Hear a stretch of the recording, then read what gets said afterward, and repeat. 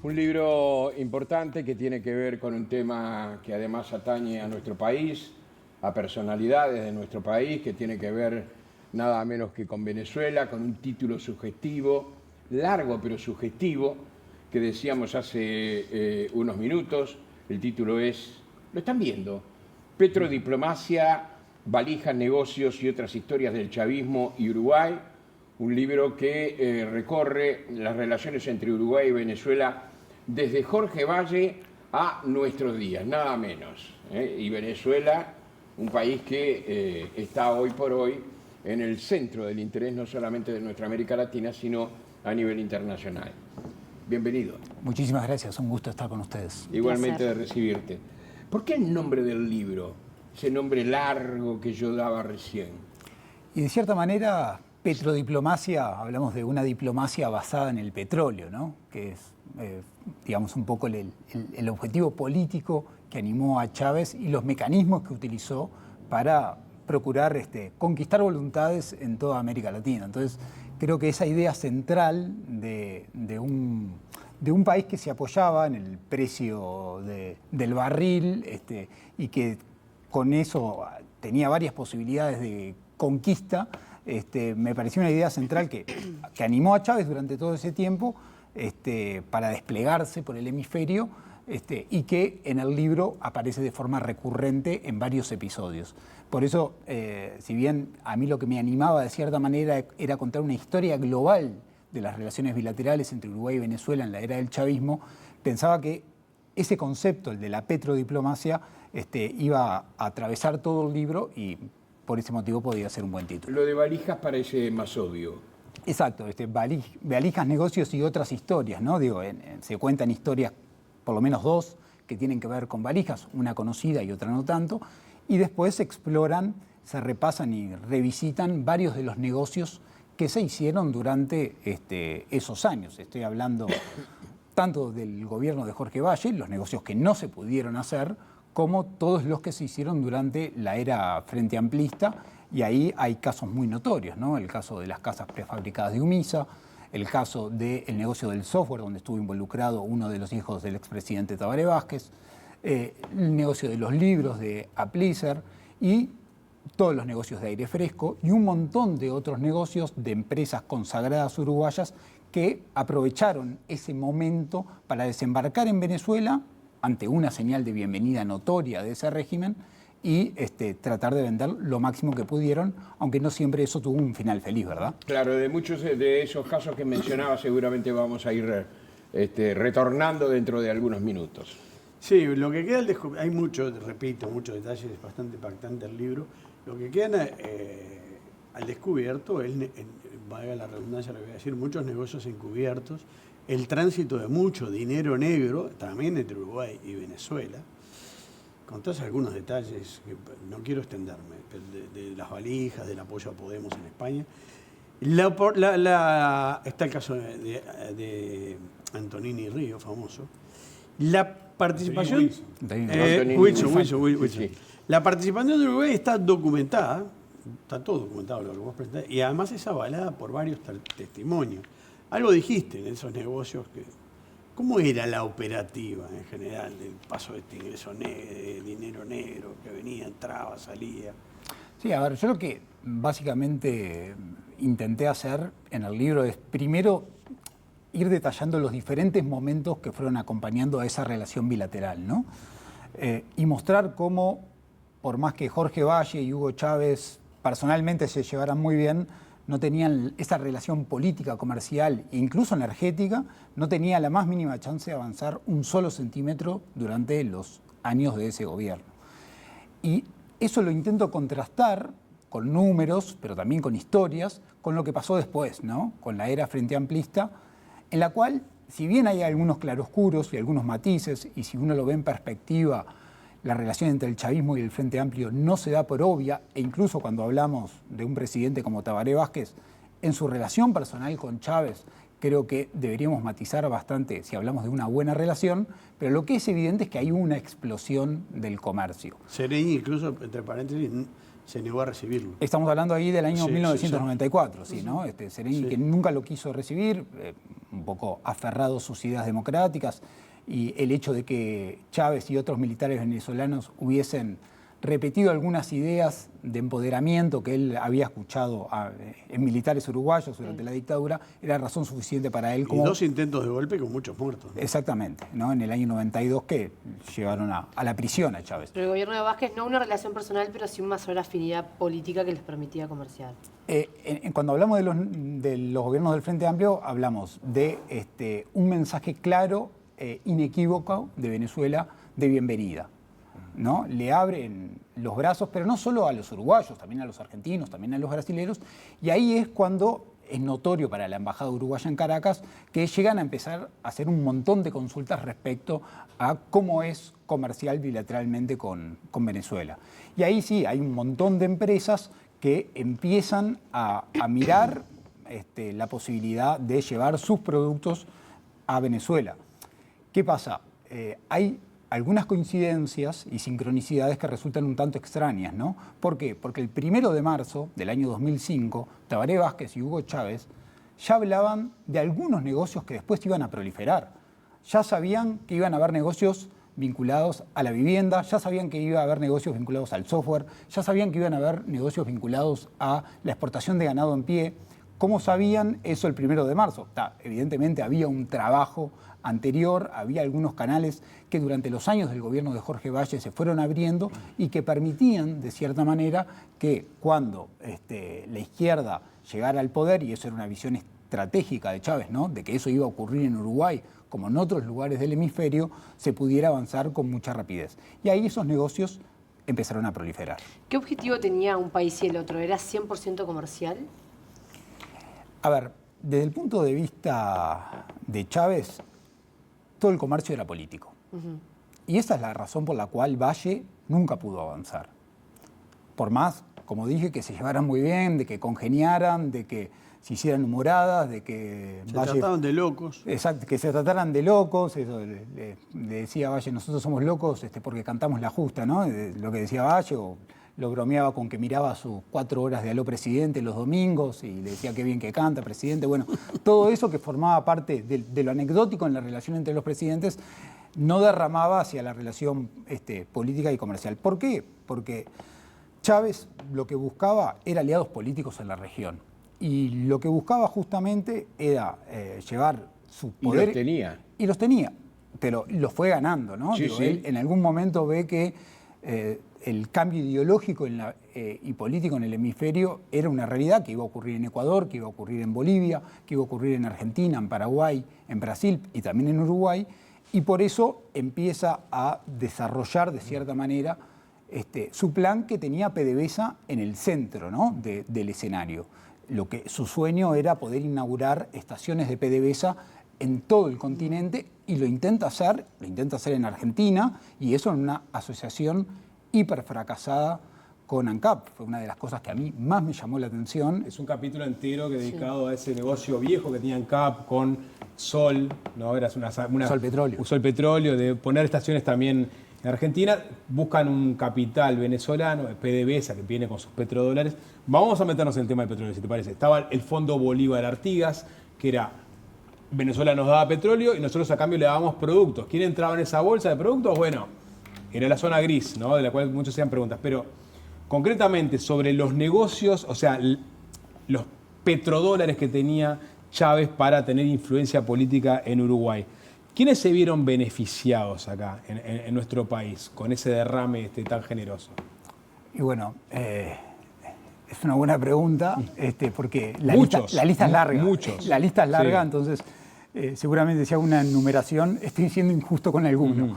Pero sí, digamos, hubo negocios muy notorios, ¿no?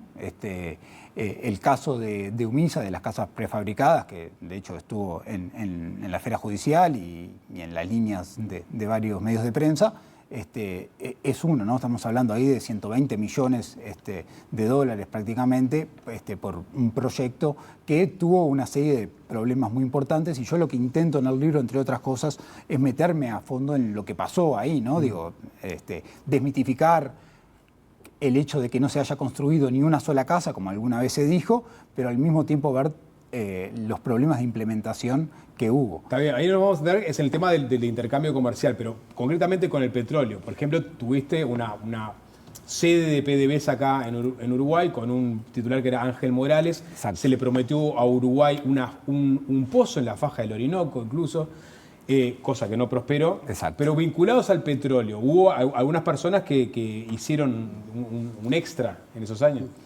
Bueno, a ver, yo lo que ahí veo son, sí, como decís, un desembarco fuerte de PDVSA en el Uruguay, con muchísimos planes y proyectos de los cuales se pudieron implementar muy pocos o casi ninguno. Quizás el proyecto madre fue sí, que Uruguay le pudiera comprar petróleo a Venezuela en condiciones muy ventajosas, muy beneficiosas, que efectivamente sucedió. Y después diferentes proyectos, PDVSA formando parte de ALUR con el 10%, que eso es hasta el día de hoy, quizás algunos no lo saben, pero PDVSA sigue siendo una especie de accionista en ALUR. Un intento de PDVSA por poner estaciones de servicio en Uruguay, la promesa de un pozo petrolero en la faja del Orinoco, que no era, y yo revisito ese caso, esa historia en el libro, no es solamente les damos un pozo de petróleo y todo el petróleo que salga es para ustedes.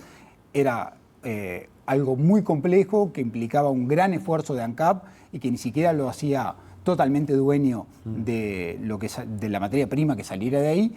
Y finalmente, el caso paradigmático para mí, que me ocupa 3 capítulos del libro, que es el negocio compartido de ANCAP y PDVSA en la Argentina con las estaciones de Sol Petróleo que se habían adquirido durante la presidencia de Eduardo H. en ANCAP.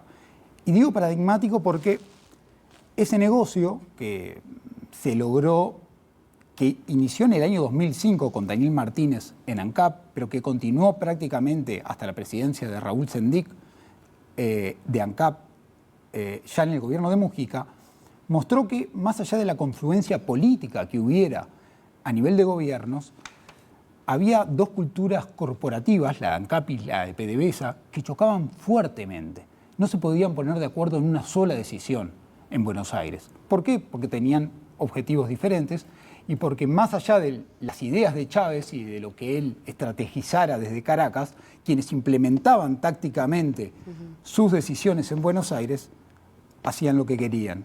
Y no solo hacían lo que querían, sino que muchas veces practicaban algunos negocios que se podrían considerar al menos dudosos y polémicos. Entonces ahí ANCAP quedó enganchada en una trama, ¿no?, con PDVSA muy avasallante, llevándoselo por delante en Argentina. Tanto es así que finalmente Sendic le termina vendiendo el otro 50% solamente por $1 para deshacerse del problema. Entonces creo que ese caso muestra muy bien cómo más allá de esa confluencia política en los gobiernos del Frente Amplio, era muy difícil la convivencia entre estas 2 empresas. Bueno, uno de los objetivos que tú nombras ahí, incluso citando a diplomáticos uruguayos, era exportar la revolución. Y ahí hubo cosas, algunas muy poco claras. Por ejemplo, cito un caso que tú citas, que es el de alguien que figuraba como diplomático, pero era un militar, Emiro Antonio Brito, que introducía dinero clandestinamente al Uruguay, parte del cual quedaba en Uruguay. Después seguramente habrá alguna pregunta porque que tiene que ver con qué sectores políticos, etcétera. Y otra parte iba a Argentina, financiaba grupos duros, piqueteros. Y tú decís, contás una cosa muy impresionante.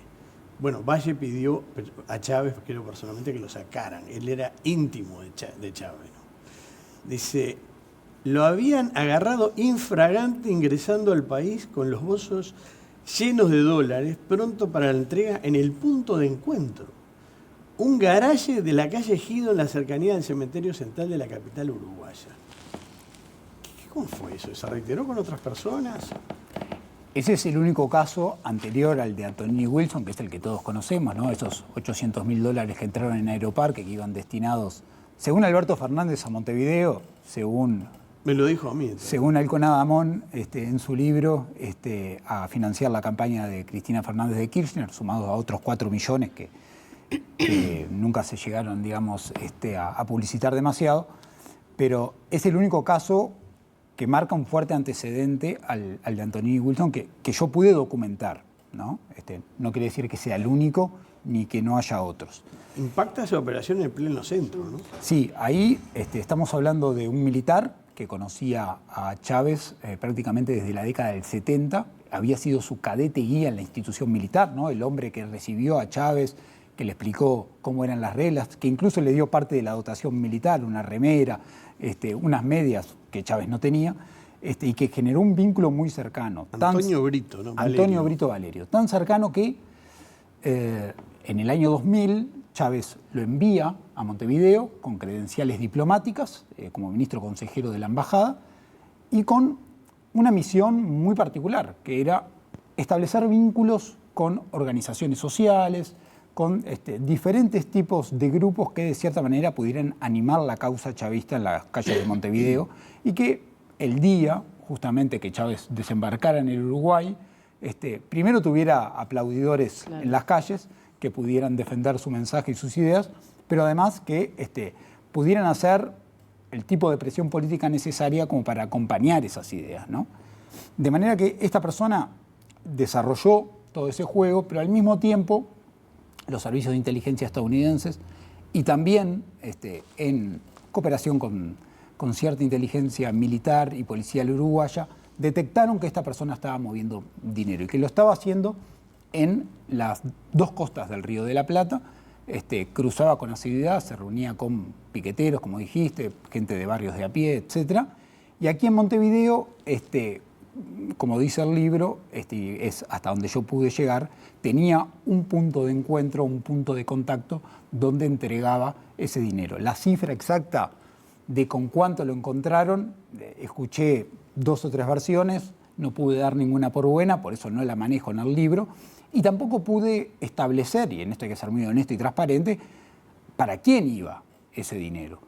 Lo que sí yo hago en el libro es documentar con qué grupos Emiro Antonio Brito Valerio se reunía, estableció contactos, iba a eventos y intercambiaba ideas. Creo que en Uruguay. Exactamente. Están esos dos elementos, ¿no? ¿Y qué grupos eran?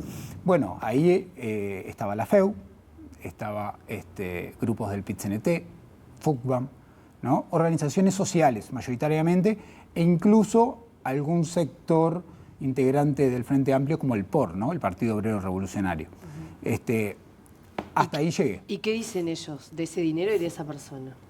Bueno, en realidad yo no hablé con ellos de hecho yo en el libro no cito... ¿Y ellos no quisieron hablar contigo? Yo en el libro no cito fuentes, porque decidí en determinado momento hacerme cargo yo del relato y de todo cuanto yo pudiera probar y verificar, contarlo sin exponer a nadie. ¿Por qué? Muy buena decisión. ¿Por qué? Estupenda, Porque valiente. A mí lo que me pasó fue que cuando empecé a investigar para este libro, cada vez me empecé a encontrar con más, sí, hablemos, pero no me nombres, ¿no? Unas fuentes innominadas, para decirlo técnicamente. Y bueno... Gargantas profundas. Exacto, bueno, y ahí yo tomé la decisión de que todo lo que yo pudiera probar y que pudiera defender en el libro, lo iba a contar y me iba a hacer cargo yo del relato. ¿No tenías miedo que eso, para aquellos que vos nombrás, como por ejemplo estos grupos, pueda decir, bueno, le saque presión o le saque veracidad al relato? Imagino que fue una decisión periodística. Pueden hacerlo, me imagino que también tienen que reunir argumentos y elementos para ello. Yo con algunos de esos grupos me reuní.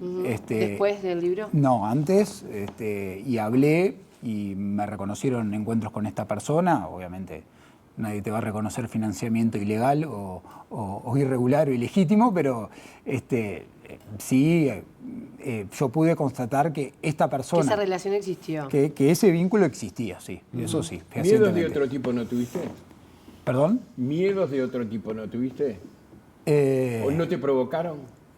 Al escribir este libro, después, sí, ¿en qué momento? Buscándolo en la preparación, que me imagino debe haber llevado mucho tiempo. Sí, estuve algunos años con este libro, tomé mis recaudos, siendo que había accedido a material bastante sensible y varios de las historias que cuento creo que también tienen nombre y apellido. Podían ser consideradas sensibles, entonces al momento de la investigación tomé algunos recaudos para intentar salvaguardar esa investigación Y bueno, y en realidad yo estoy muy tranquilo con los hechos que se cuentan ahí, cómo se cuentan. Intenté hacer un trabajo lo más honesto posible, así que, juzgarán los lectores, ¿no? Si es bueno o malo. Tú mencionabas recién a Hugo Alconadamón. Él señalaba que el tema del dinero que llegaba de Venezuela a Uruguay no estaba básicamente en Carrasco. Eso no sé si aparece en algún libro de él, sino que lo leí en La Nación cuando él hacía informes, sino que señalaba a Melilla como un sitio clave, sobre todo un aeropuerto que creo que después de las 9 de la noche no tenía prácticamente gente que vigilara allí. ¿Melilla aparece como un gran protagonista? En mi investigación no, lo tengo que decir. Yo en realidad hay un capítulo que está totalmente dedicado a relevar la cantidad de tráfico aéreo, ¿no? De aviones que vinieron desde Caracas, muchas veces pasando por Santa Cruz y muchas veces pasando por Asunción, y que desembarcaron en Montevideo. Pude constatar cientos de vuelos que desembarcaron en Carrasco y algunos pocos que desembarcaron en Laguna del Sauce. Muchos de esos aviones después aparecen en listas posteriormente, ¿no? De la OFAC, sancionados de este organismo del Departamento del Tesoro de los Estados Unidos. Y pude documentar en algunos casos quiénes venían a bordo de estos aviones. Muchos de ellos aparecen en listas también de diferentes países y organismos siendo sancionados. Y para mi sorpresa, hay algunos vuelos que venían vacíos y que estuvieron apenas unas pocas horas en el país y luego se volvieron vacíos. 202 vuelos entre Venezuela y Uruguay. Son los que al menos, sí, al menos, ¿no? Son los que yo pude relevar y comprobar. Vacíos de pasajeros. Vacíos de no pasajeros. necesariamente vacíos. Exactamente, vacíos de pasajeros. Martín, 364 millones de dólares promedio de ventas entre Uruguay y Venezuela durante el gobierno de Mujica. Esa es la cifra que vos ponés en el libro. Estamos hablando de un incremento sustancial con respecto al quinquenio anterior y ni que hablar en la historia comercial de Uruguay con Venezuela de las últimas décadas. Esto obviamente generó suspicacias y también es parte del libro. Por ejemplo, la empresa Aire Fresco, ¿no? Intermediaria en materia de alimentos, o sea, contactaba a empresarios del mundo avícola, arrocero, y los contactaba con el Ministerio de Alimentos en Venezuela. El caso de UMISA, Casas Prefabricadas, era el análogo, pero con el Ministerio de Vivienda. Ahí había un denominador común que era gente cercana o del entorno del MPP, del MLN, del presidente Mujica. Es así, o sea, hubo un denominador común durante ese periodo de gobierno. Para mí el caso de Aire Fresco es paradigmático. Recordemos que es un caso que estuvo en la esfera judicial y que fue archivado, ¿no? Básicamente lo que la justicia no pudo probar era que, en ese caso, pero también en los anteriores, en el primer gobierno de Tabaré Vázquez, estoy hablando del negocio del software, y de algún otro, lo que la justicia no había podido probar es que el gobierno uruguayo le había indicado al gobierno venezolano, ¿no?, con quién negociar, ¿no? No había encontrado la prueba fehaciente de eso, lo cual obviamente es algo bastante difícil. Lo que yo hago en el libro, de cierta manera, es rever cada uno de esos casos, y en el de Aire Fresco encuentro algunos elementos que a mi juicio son interesantes. El primero, y que no se sabía, es que Omar Alanís, que era uno de los titulares de Aire Fresco, estuvo por lo menos en 2 vuelos de aviones de PDVSA, y en uno de ellos volvió al lado de José Mujica en un avión que iban 5 personas más, todos del primer círculo de la presidencia de Mujica. Él en la justicia dijo que en realidad lo había conocido, pero muy de Exactamente. afuera. Él en la justicia hace todo un relato de cómo llega y por qué llega a negociar con Venezuela. Yo veo todo su testimonio. Se autodefine como un militante tupamaro que estuvo en el exilio, y hace toda una línea lógica de contactos con Venezuela, pero cuando le preguntan por Mujica, prácticamente dice que no lo conoce. Que lo vio ahí alguna vez, pero que no eran cercanos. Bueno, que alguien explique entonces cómo cómo pudo hacer para sacarse una foto en Miraflores con Mujica y Placeres y además poder volver en un avión de PDVSA. Miraflores es la casa de gobierno. Exactamente, la casa de gobierno. Perdón, el MPP, Aire Fresco le aporta 460.000 pesos al MPP en la campaña 2014 Exactamente. también. Y incluso dice que aporta eso porque pensaba que era el máximo que podía aportar, porque si no hubiese aportado más, ¿no? Entonces, yo creo que ahí hay elementos interesantes para, de cierta manera, reconsiderar un poco ese caso, y también cuento cómo el propio Alanís, ya durante el segundo gobierno de Tabaré Vázquez, cuando Aguerre, como ministro de Agricultura, encabeza una negociación que pretende que los arroceros hagan sin la intermediación de nadie, llega a esa reunión y se sienta, se abraza con el ministro venezolano y se sienta del lado venezolano en la reunión, lo cual era una muestra de poder. Que había un ministerio paralelo, digamos. Exactamente, Sí. exactamente, ¿no? Y bueno, y en varios de los testimonios que yo recogí, me hablaban mucho de su capacidad de llegada, incluso para coordinar reuniones que ni siquiera la propia embajada de Uruguay en Caracas podía hacer. Entonces me parece que ahí sí, en ese caso, se muestra claramente cómo había cierta atracción o cierta capacidad de llegada que no fue fruto de la casualidad. Martín, me interesa hablar un poco del presente. Hoy, ¿cuál es el vínculo de todos estos núcleos de poder, tanto empresariales como políticos, con el gobierno de Venezuela? ¿Llegás a ese punto? ¿Es un próximo trabajo? No, yo llego hasta el actual gobierno, hasta el gobierno de Luis Lacalle Pou. Digamos, ahí creo que aparecen 2 o 3 elementos relativamente interesantes. Uno tiene que ver con el hecho de que comercialmente algunos años del gobierno de Luis Lacalle Pou fueron superiores en número al segundo gobierno de Tabaré Vázquez. Eso creo que se explica un poco por la reactivación de la economía venezolana y en cierta medida también porque la fiesta de los arroceros que exportan hacia Venezuela siguió su curso, pero es un elemento de sorpresa.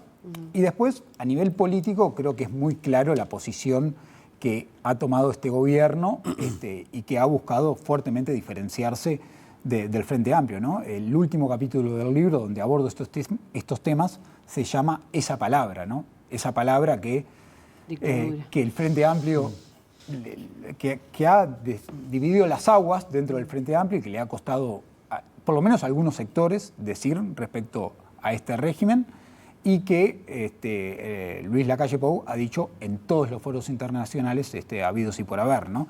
Levantando una bandera que lo ha encontrado ciertamente bastante cómodo. Tú mencionás en el libro que había dirigentes de sectores que la mayoría ya nombraste, que no entraban a la Embajada de Venezuela sin necesidad de avisar, de tocar timbre, ni de hablar. Son los que nombraste, pero también incluís ahí al Partido Comunista. Sí, ahí hay una relación. A mí me pareció muy interesante en el libro reconstruir cómo es la relación entre el chavismo y el Frente Amplio. Porque, como dije, no era una relación obvia ni dada, sino que es una relación que necesitó de algunos intermediarios. Uno de ellos notorio fue Jerónimo Cardoso, ¿no? El hombre que lo recibe a Hugo Chávez en el año 94 y que después, durante el gobierno de Jorge Valle, entraba a la presidencia venezolana como perico por su casa, ¿no? En momentos en que había un embajador titular y formal y oficial que era otro ante el gobierno de Venezuela. Y yo creo que ahí sí, es bien interesante ver cómo el chavismo construye básicamente con 2 grupos, con el Partido Comunista en Uruguay, yo creo que ahí influenciado por una visión común anti-estadounidense, fuertemente, ¿no? Un fuerte sesgo anti-norteamericano. Huele a azufre, decía. Exactamente. Sí, claro. Creo que esa línea política... Mr. Thatcher. Exactamente. Sí. Esa línea política e ideológica común creo que los mantuvo unidos y bueno, y después se fueron dando distintos vínculos entre el Partido Comunista y el chavismo, que el Partido Comunista Uruguayo ha sido uno de los que hasta el día de hoy sostienen fuertemente ese mensaje aquí, y después primero con los tupamaros y después con el MPP, ¿no? Un vínculo que tiene algunas diferencias respecto al Partido Comunista. En principio era un vínculo que se tejió sobre la base de ideas comunes vinculadas a la patria grande, a la solidaridad latinoamericana, a cierto nacionalismo entendido e ideas que se tenían o se podían defender a los tiros incluso, ¿no? Y creo que había un pasado común que los unía, y obviamente cierta mirada de admiración de Chávez hacia Mujica, ¿no? Que lo conoce en realidad durante el primer gobierno de Tabaré Vázquez, de la mano de Jerónimo Cardoso y con quien teje quizás el vínculo más cercano y más importante de todos los políticos uruguayos.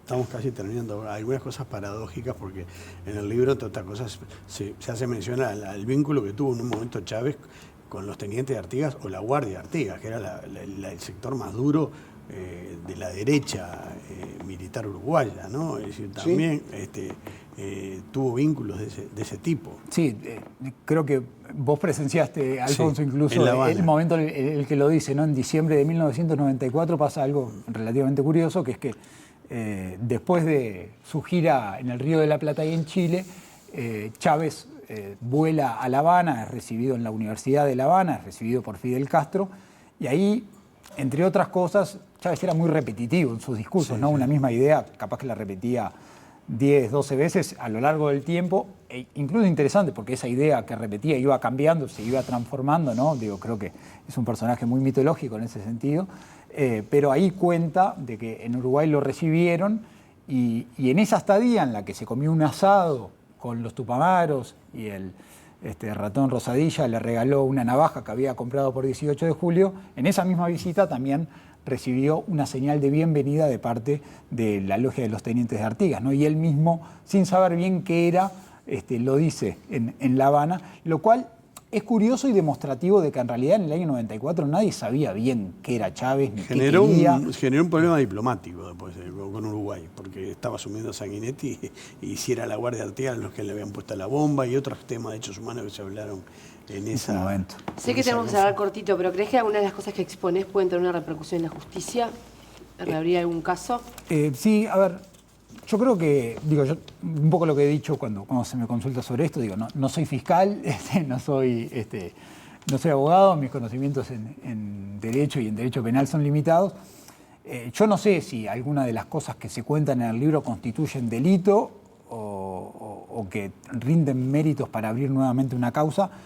Lo que sí sé es que, de cierta manera, lo que propongo es una reexaminación de esos casos y aporto algunos elementos nuevos que podrían hacer dudar respecto al fallo de la justicia en ese momento, ¿no? Por lo menos no dar por obvio de que no hubo ningún vínculo entre el Estado uruguayo o el gobierno uruguayo de turno con esos intermediarios que lograron tener negocios millonarios con Venezuela. Una cosita, porque si no se quedaría incompleto, me parece. La relación con Tabaré Vázquez en su segundo gobierno no termina bien. Es decir, hay un roce permanente, incluso desde Venezuela acusan al canciller Nino Noboa de trabajar para la CIA. Sí, ahí ya estamos hablando de una relación muy deteriorada, ¿no? En realidad, por eso, que no ya había tenido terminó su bien. capítulo durante la primera presidencia de Tabaré Vázquez, y eso lo repaso, incluso cuando estuvo George W. Bush acá, que Chávez le hizo un contrato en Buenos Aires. Un contrato en Buenos Aires. Pero cuando hablamos del segundo gobierno de Tabaré Vázquez, ya estamos hablando de una situación muy crítica en Venezuela y una posición muy incómoda de ese gobierno. Hacia la interna, para mantener los equilibrios con el Frente Amplio, pero también con la necesidad de salvar la cara a nivel internacional, ¿no? Entonces, me parece que fue una posición incómoda y eso se termina viendo con las diferentes decisiones, muchas veces si uno lo ve, casi parecían erráticas en algún momento, pero que si uno construye la línea de tiempo ve que hay cierta lógica y que incluso esa lógica está por la necesidad de cobrar deuda. El domingo hay elecciones en Venezuela, ese va a ser un acontecimiento muy importante. Allí se va a iniciar algo que no sabemos a dónde nos lleva, porque no se trata de si gana la oposición o el oficialismo, se trata, por supuesto. Se trata de que Maduro hasta fin de año igual va a permanecer como presidente de los venezolanos, es decir, va a tener el poder hasta fin de año. La gente puede preguntarse, ¿no le preguntamos nada a Natalevich a propósito del domingo? Y eso es lo que te hago en forma abierta. ¿Qué pasa el domingo y si hay algún apunte que quieres hacer?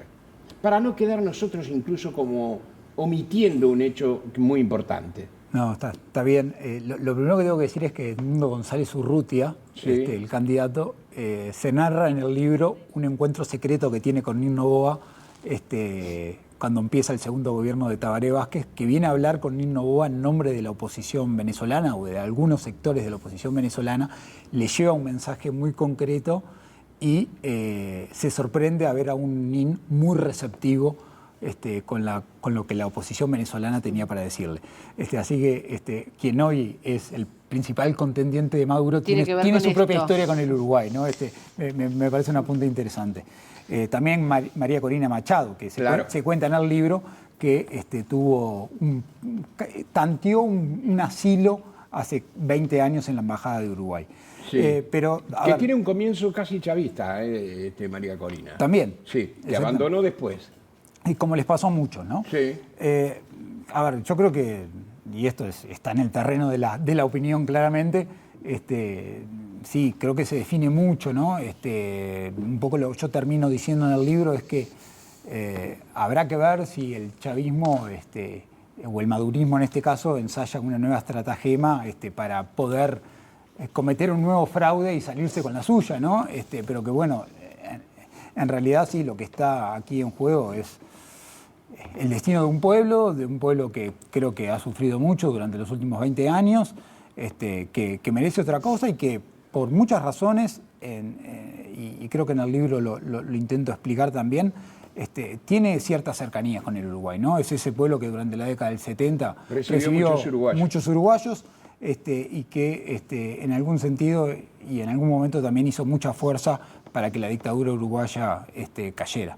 De manera que me parece bien interesante seguir estos temas de cerca. Gracias, Martín, por estar aquí. Un placer, muchísimas gracias. Es una provocación el libro. Y Felicitaciones. escucharte es una provocación. Seguramente mucha gente que te ha visto, te ha escuchado hoy, va a sentir mucho interés por el mismo. Muchísimas gracias a ustedes por la invitación.